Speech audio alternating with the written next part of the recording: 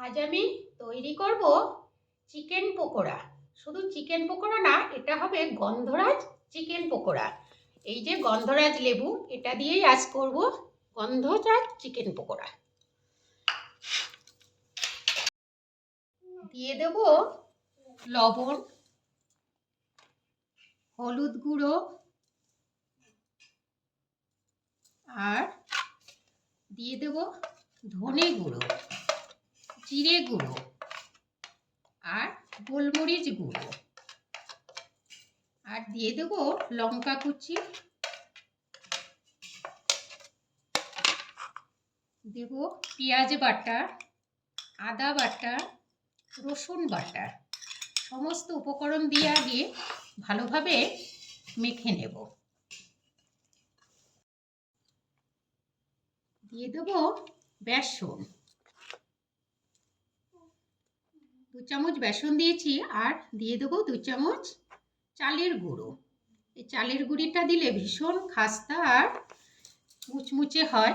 এটা দিয়েও আমি ভালোভাবে মেখে নেব।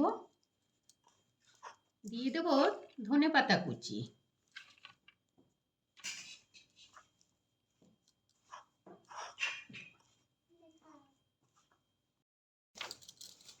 দিয়ে দেব গন্ধরাজ লেবুর রস,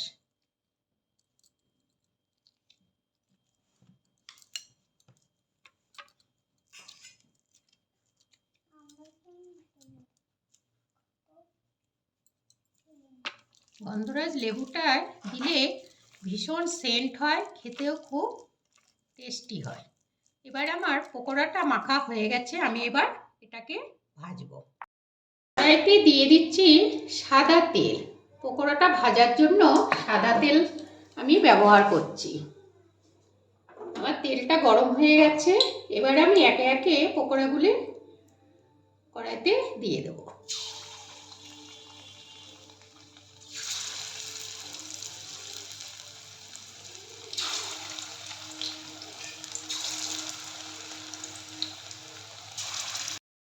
পকোড়াগুলি ভাজা হয়ে গেছে, আমি এগুলোকে তুলে নিচ্ছি।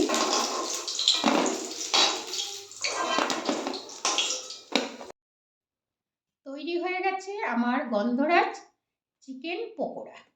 এটা খেতে কিন্তু দারুণ মজা। আপনারা বাড়িতে অবশ্যই একবার এটা বানিয়ে খেয়ে দেখবেন, আর আপনাদের কেমন লেগেছে সেটা আমাকে কমেন্টস করে জানাবেন। লাইক করবেন, শেয়ার করবেন। আর এটা এখন আমি আমার মেয়েদের দিয়ে দেখবো ওদের কেমন লেগেছে। দেখো তো কেমন হয়েছে খেতে।